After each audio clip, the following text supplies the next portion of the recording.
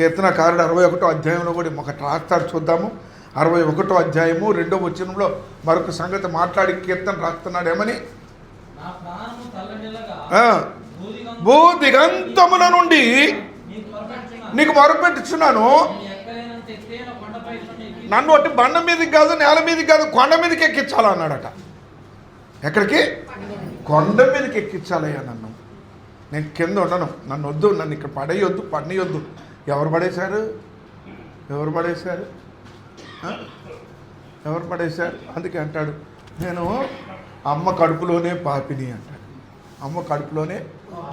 నాకెవరు చెప్పలే పాపం చేయమని, నాకెవరు నేర్పలే, నాకెవరు చెప్తే రాలే. నాకు ఇది నా లోపల నా నైజం ఉంది, నా లోపలే ఉంది, అది నా లోపల పాపం ఉంది, అది బయటకు వచ్చింది. అది ఎట్లొచ్చింది?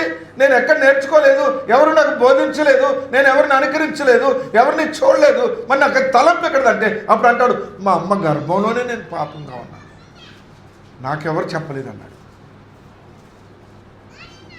51వ కీర్తన రాసుకుంటా ఏడ్చేస్తూ ఉంటాడు.